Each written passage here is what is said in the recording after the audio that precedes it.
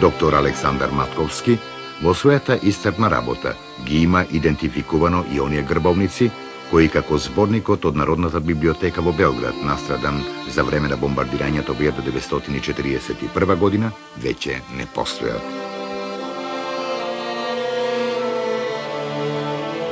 Оние што останале пак не водат во необично живописни предели на Југославија. Еве не во малото босанско градче Фојница, зад портите на францисканскиот манастир и неговата црква Свети Дух.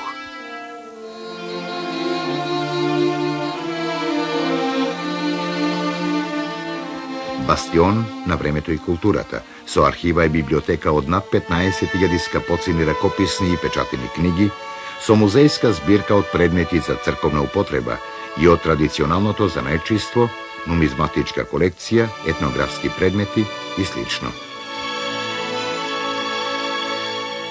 Меѓу културно-историските уникатни вредности на манастирот по Фојница, секако е грбовникот со интересна и за науката провокативна историја.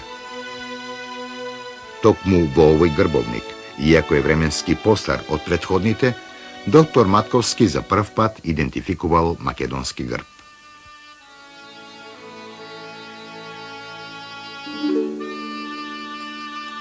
До неодамна сушност не се знаело за постоење на македонски грбови.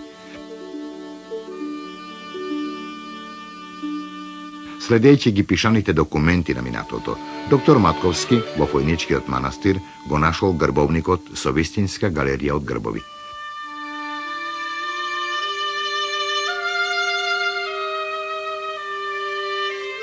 Првиот чекор бил сторен, уследиле други и се нацртала историјата на македонските грбови во југословенските земји.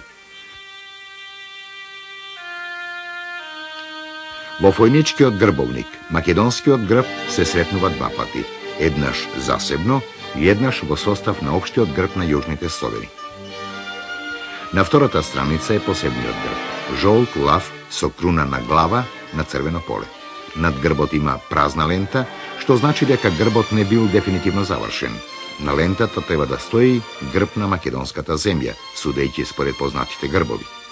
Под грбот пак вообичаено е напишано Македонија.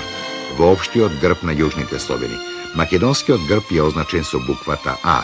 Тоа е жолт лав на црвено поле.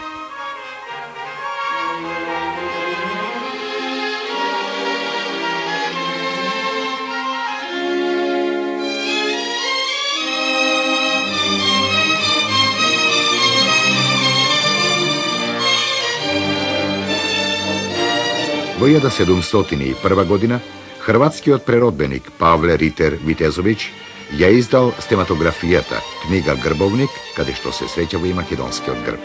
Обземен од пансловенската илирска идеја, Ритер Витезовиќ во својата стематографија ги ставил грбовите на сите земји илирски, тоест од изворот на Дунав до неговата утока во Црно море и од Јадранот до Беринговиот проток. Македонскиот грб, наново лав, со стих на латински јазик, исто како и другите грбови, служел да ја буди гордоста на јужните Словени, дека се припадници на еден славен илирски народ. Се до појавата на стематографијата на Жефаровиќ, цели 4 децении книгата на Ритер Витезовиќ била единствен печатен хералдички труд кај јужните Словени и поради тоа имале големо морално-политичко значение. Во 1741 година во Виена излегла од печат стематографијата на дојранчанецот Христофор Жефаровиќ.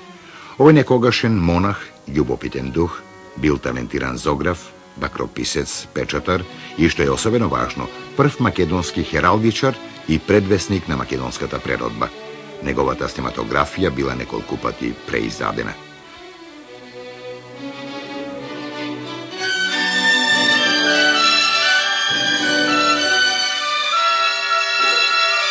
Во неа македонскиот грб се јавува 3 пати, еднаш посебно и 2 пати во состав на другите словенски грбови. Еве го посебниот грб, мошне сличен на грбот на Македонија од Ритеровата стематографија. Разликата е само во инскрипцијата. Дојранчанецот Жефаровиќ го употребил кириличното писмо.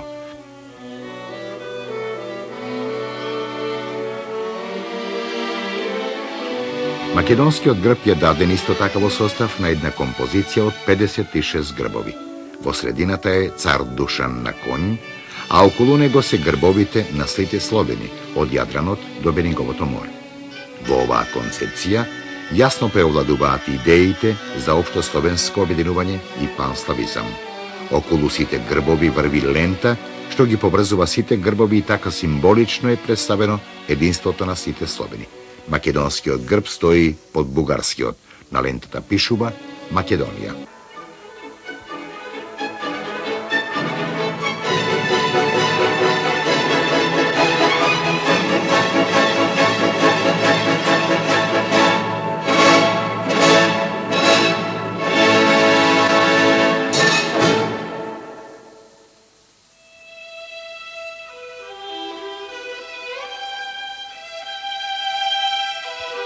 Дубровник, град на слава и раскош, место ризница на широки културни и уметнички богатства, град што ја обликувал историјата и историја што го обликувала разнообразието на градот.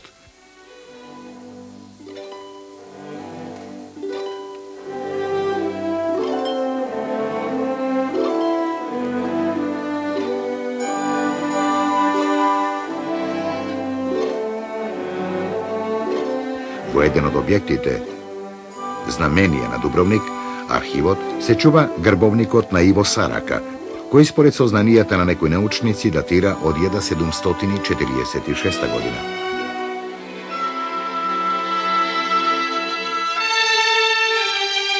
Грбовникот има 153 семејни и земски грбови, сврзани пред се со имења кои се дел од минатото на Дубровничката република, но и други грбови.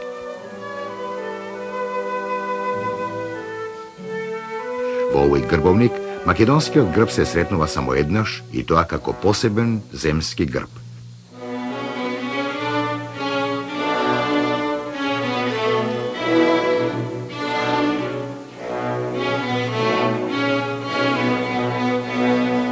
Далеко од секакви детализирања, со еден скромен текст Македонија, грбот сепак покажува дека земјата на која се однесува му припаѓа на големото јужнословенско семејство народи.